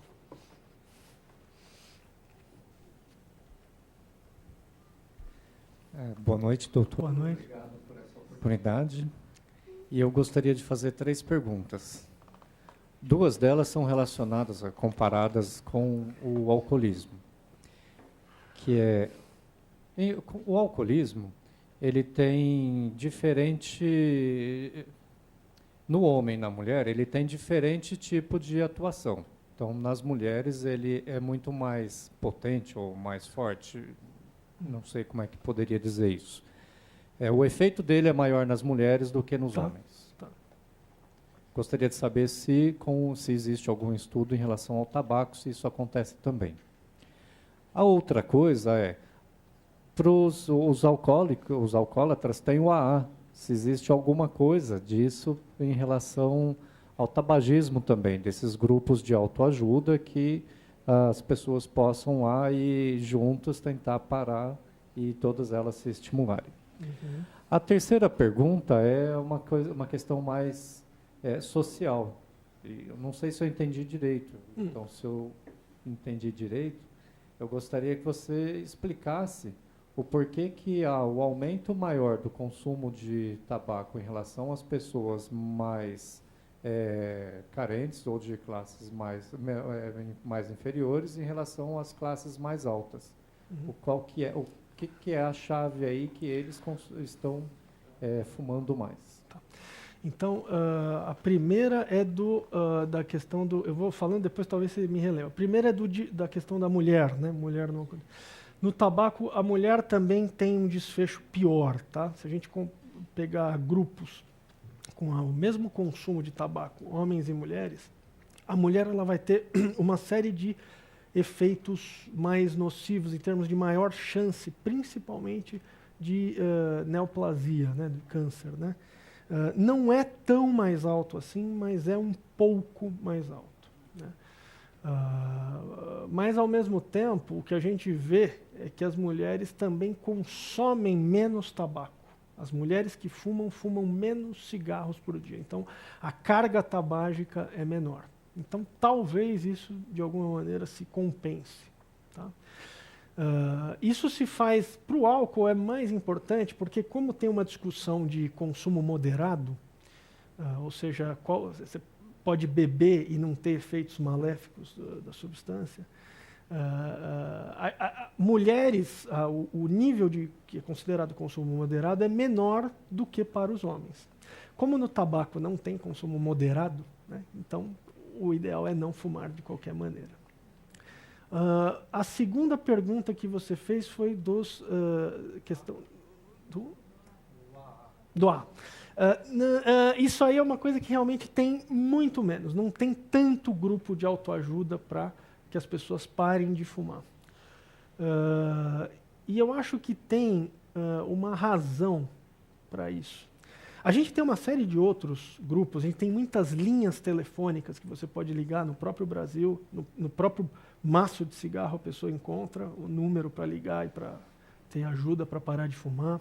E sites, Aliança Nacional de Combate ao Tabagismo, existem maneiras diversas, mas o tabagismo, o tratamento dele, ele é um tratamento um pouco mais médico, talvez, do que as outras dependências. As outras dependências também têm um tratamento médico, mas o tabagismo em si está mais concentrado o tratamento nos ambientes médicos. Não é só o psiquiatra que trata tabagismo. É muito comum de ver o pneumologista, o cardiologista, muitas outras especialidades. Por quê? Porque a dependência de tabaco ela é diferente das outras, porque ela não gera transtornos, ela não gera transtornos comportamentais, ela não gera transtornos psicóticos, não gera transtorno bipolar, disfunção sexual. Tudo isso, nas outras dependências, né, deixam as outras dependências mais na mão dos psiquiatras. E tem mais uma coisa da razão dos grupos. Os grupos NA e AA, o primeiro foi o AA, né, eles têm uma característica das pessoas irem nesses grupos e ficarem frequentando os grupos semanalmente, até, enfim, por longos períodos, né, mesmo depois que eles já estão abstinentes. E com o tabagista, a gente vê que, por mais que exista uma tendência de recaída, né, depois que a pessoa fica abstinente, não agrada tanto ao tabagista de ficar discutindo isso depois em grupos, a posteriori. Nos outros dependentes, para eles, existe maior sentido nisso. Mesmo depois de um ano abstinente, se envolver com um grupo, ir lá contar sua experiência e ouvir a do outro. No caso do tabaco, não fez tanto sentido. Houve uma tentativa, mas acabou sendo incipiente, principalmente fora do Brasil. Em relação às classes econômicas mais... né, foi a tua última pergunta, né? A gente sabe das pesquisas, são pesquisas médicas, que quanto maior o acesso à informação, maior a mobilidade da pessoa, maior a motivação, perdão, para parar de fumar. E a gente sabe que as classes que têm menor poder aquisitivo também têm menor acesso à informação, a entender o malefício, né, do cigarro. Não é em todos os locais, tá? Isso aí não é em todos os locais que as classes de baixa renda estão associadas ao tabagismo. Em locais onde a gente tem, eu falei até da Rússia, falei da China, não tem nenhuma associação de baixa renda e tabagismo. Isso aí totalmente igual, né? Tanto na classe alta quanto na classe baixa. Mas eu acredito que tem a ver com acesso à informação. Oi. Olá, eu sou o Carlos Augusto, eu sou psicólogo. Eu queria fazer apenas um comentário, né? O colega no início falou da questão do poder popular, pressionando o poder público em relação a que o poder público assuma o tratamento do tabagismo e as posturas da Convenção Quadro do Tabaco como uma política de Estado, né? Aqui no Brasil, o poder popular foi muito intenso, né, através da Aliança de Controle do Tabaco, rede de municípios potencialmente saudáveis, né, um grupo enorme que fez um movimento grande para que o governo assumisse isso como política de Estado, né.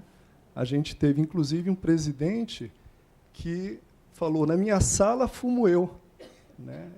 Aqui quem manda na minha sala sou eu, então aqui não tem ambiente livre de tabaco, né? Não quis assinar a lei que pudesse instalar no Brasil o ambiente livre de tabaco. E a gente sabe quem é esse presidente, né? Então, assim, eu queria só chamar a atenção que o poder popular, a sociedade civil organizada aqui no Brasil teve uma postura muito contundente, forte, para que o poder público assumisse isso, né? Isso apenas, acho que menos de 5 anos atrás foi que, aliás, há 2 anos atrás que o poder público assinou a lei que já estava há mais de 10 anos no Congresso Nacional. A minha pergunta é o seguinte: quando você fala que aos fumantes intermitentes e ocasionais, né, eu gostaria de saber se os adolescentes entram nesse grupo, porque os adolescentes eles fumam pouco, né? Eles, às vezes é 1 cigarro por dia, às vezes até menos que 1 cigarro, né? Não fumam todos os dias. E, mesmo assim, são considerados dependentes quando a gente coloca a pesquisa de fumantes. Se ele fuma 1 cigarro no último mês, ele já é colocado como dependente, né? Então, assim, os fumantes intermitentes contemplam também os adolescentes ou não? Não contemplam, tá? Esse grupo novo que a gente fala, e até todos os dados que eu trouxe aqui, são dados de adultos, né? Adultos. O fumante adolescente, realmente, é que eu só discordo um pouco da questão, até em pesquisa. A gente, mesmo que ele fume 1 cigarro, ou fume até 30 cigarros por mês, nas pesquisas que eu tenho acesso, a gente vai considerar dependente se ele fechar os critérios para a dependência. Senão, ele ainda vai ficar como um uso ocasional, uso recreativo, né? Mas tudo que eu falo aqui, esse novo fenômeno, né, é em adultos. Né, em adultos. E comentando um pouquinho da tua fala, eu acho que você tem razão, né? Você, o meu amigo aqui também. Mas eu acho que o Brasil, até em termos talvez pela minha experiência de enxergar pela ótica da OMS, né? O Brasil teve um papel muito interessante em termos de bancar algumas coisas que alguns países não tiveram coragem, alguns países com histórico de política antitabagismo. E uma das coisas que, sim, eu fui agora recentemente num congresso só de tabaco, e as pessoas bateram até palmas, porque dando o nome dos países que ainda não legalizaram o cigarro eletrônico. E o Brasil estava entre eles, né? Por quê? A nossa ideia é, se a gente ainda não sabe o efeito adverso que uma coisa pode ter, e como se advoga para adolescentes, para jovens, a gente ainda não deve liberar esse produto. Então, só essa pitadinha aí.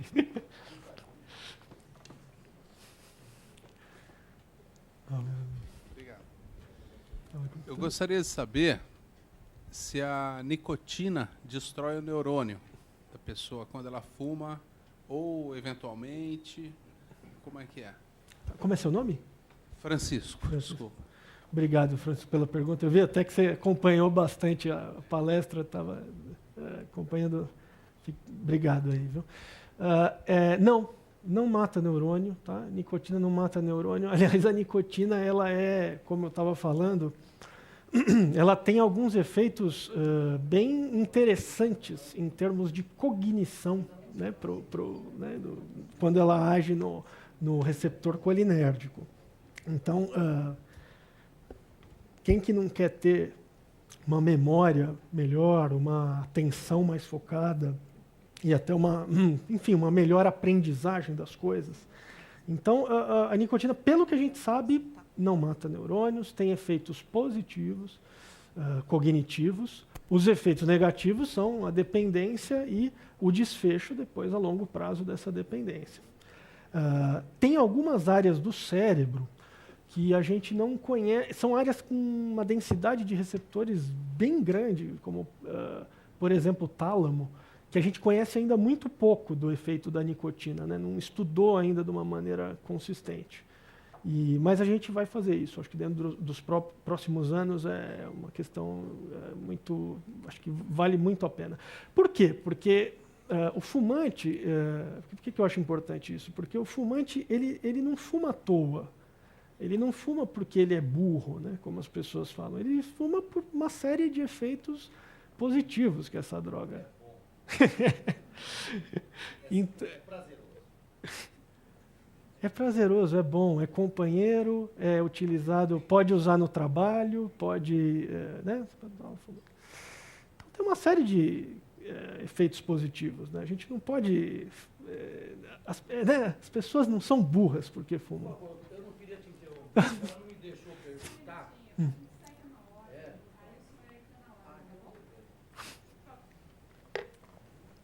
Daqui a pouquinho.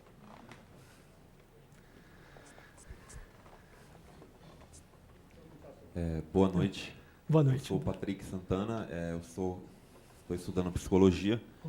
Uma curiosidade aí, eu queria saber assim, muitas pessoas às vezes param de fumar e às vezes não, e às vezes continuam tomando café e dizem que, e elas quando voltam a fumar, elas dizem que mas é porque eu também tomo café e o café liga, né? Eu sinto vontade. Então assim, eu queria saber se tem alguma coisa a ver a pessoa tomar café e querer fumar, ou ela quer fumar porque, independente de ela ter tomado ou não café, por conta da cafeína, né? Ótima pergunta. Essa pergunta ela é tão boa que ela está em pesquisa, tá? Atualmente. A princípio, são pistas comportamentais. Né? A gente se acostuma a usar o cigarro em algumas situações, e, às vezes, a gente se acostuma a usar o cigarro com outras drogas.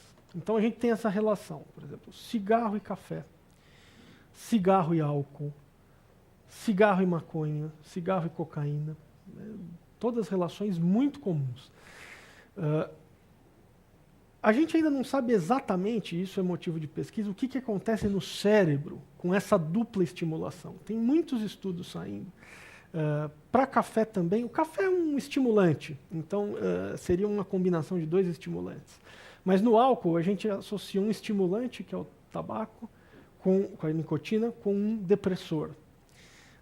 No caso da maconha, um estimulante, que é a nicotina, com um perturbador. Né?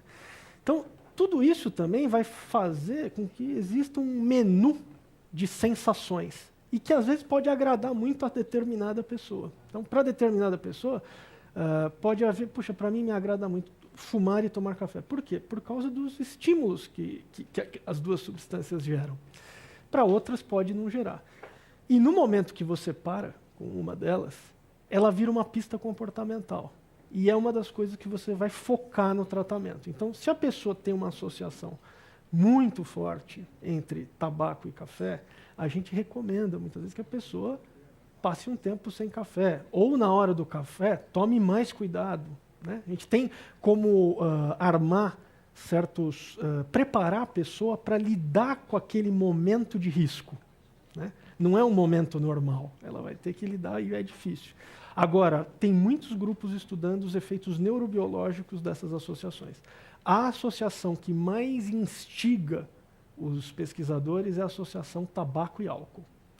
Porque essa associação... A gente vê, às vezes, pessoas que não fumam muito, não bebem muito, mas quando tem associação dessas duas drogas, elas entram num uso quase compulsivo algumas vezes. Então, isso tem instigado os pesquisadores. Pode ser até uma coisa interessante, se você se interessa, para você pesquisar. Maurício, muito obrigado. Infelizmente terminou o nosso horário, nós estamos com praticamente 2 horas de gravação já esgotadas. Pedimos desculpa para quem não conseguiu formular as perguntas, mas infelizmente terminou. Depois eu queria fazer um agradecimento. Perdão? Posso fazer uns agradecimentos? Pode, por favor. Eu queria passar a palavra antes de concluir, por favor. Queria fazer 2 agradecimentos aqui, um agradecimento. Primeiro eu vou começar, antes do agradecimento, dando uma notícia para vocês. O nosso grupo aqui que participou do Café Filosófico e fez essa série, teve uma felicidade muito grande nessa semana que nós fomos escolhidos, 2 dos nossos trabalhos foram escolhidos como nos 3 finalistas do Prêmio Saúde da Editora Abril. E um trabalho foi encabeçado por mim e o outro pelo Paulo, que deu a última palestra aqui. Então, tem um outro trabalho também, também de uma outra colega, que está na final, um trabalho muito interessante também. Então, eu convido vocês para acessarem a página do Prêmio Saúde, avaliar os finalistas e votarem no que vocês acharem no mais adequado. Mas isso foi uma grande alegria que a gente teve essa semana. E, para finalizar, eu queria fechar com um agradecimento muito especial para minha esposa, porque ela não está aqui, apesar dela ser uma fã do programa. A gente assistia o programa desde a fase de namoro, a gente assistia junto esse programa. E por um motivo que meu segundo filho está com 19 dias atualmente. Então, ela me ajudou muito agora nesse período para a gente... Me deixou dormir a noite toda, da noite de ontem para hoje. Né? É duro esse momento. E queria agradecer a ela, dedicar a ela, a Camila, o programa. Né? Muito obrigado. Obrigado, doutor João Maurício Maia. E lembramos a todos vocês que nesse mês, o próximo Café Filosófico que nós teremos este mês será no dia 24, às 19 horas, será um evento especial, o lançamento do novo livro do Dr. Flávio Gicovati, que virá lançá-lo aqui, e o livro se chama Mudar, Caminhos para a Transformação Verdadeira, com sessão de autógrafos. E também lembramos a vocês que na TV Cultura, domingo à noite, às 22 horas, nós temos uma série com a curadoria do Leandro Carnal, chamada 7 Prazeres